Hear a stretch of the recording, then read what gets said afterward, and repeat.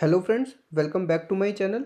In this video, I will show you how we can install Plotly library on a Mac machine. So in order to install Plotly, first we will create a virtual environment because it is a good practice to create a virtual environment for each of the separate project. So we will also create virtual environment first, and inside that environment we will install Plotly library. And for that, the Python should be installed in your machine. So let's see how to verify whether the Python is installed in the machine or not. So for that I will open up terminal like this.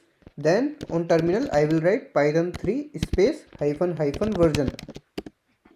So if you also see the output something like this, the version can be different in your case, but the output would remain something like this and it will not give any error. So it means the Python is installed in your machine. If it is not installed in your machine, then it is very easy to install Python. I have created a separate video which is available on this channel itself, and the link of that video you would find in the description below. So you can install Python and come back here to install Plotly. Now we will create the virtual environment, and for that I will move to the folder where I want to create my virtual environment.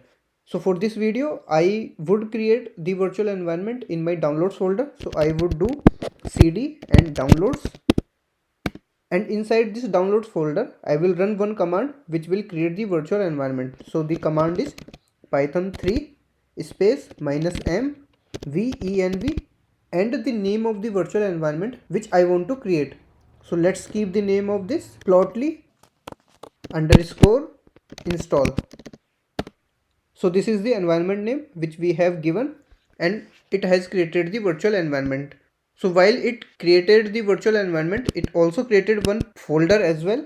So let me show you that. So in the downloads folder, if you see this Plotly underscore install, this particular folder is created, and inside that couple of more folders and this file is present. Now we will have to activate this particular environment, and for that we will have to source one file which is present inside this bin directory. So let me show you that also.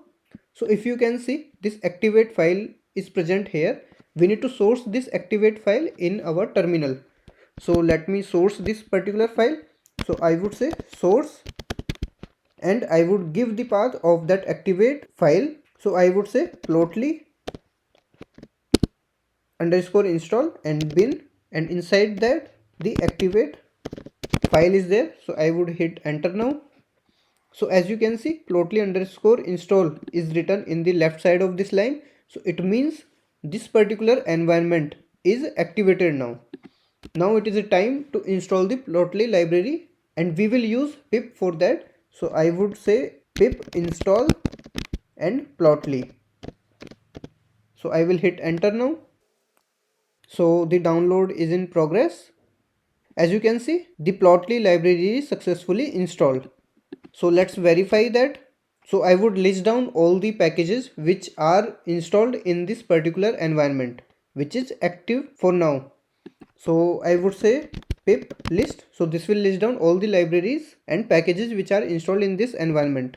So here these are the packages, and here we would see this Plotly is also present. So this means the Plotly is installed in this particular activated environment. Now let's try to use this particular Plotly. So I would open up the Python shell for that. So I will say python 3 and I will get into the Python shell. Now here I would try to import this Plotly library. So I would say import Plotly. So I will hit enter. Because we did not get any error while importing this Plotly, so it means the Plotly is installed and it is ready to use. Now I would try to print the version also. So for that I would say Plotly dot underscore underscore version and underscore underscore. So as you can see, it has given us the 5.19.0, so which is same as this one. So it means the Plotly is installed correctly and we can use this in any Python script now.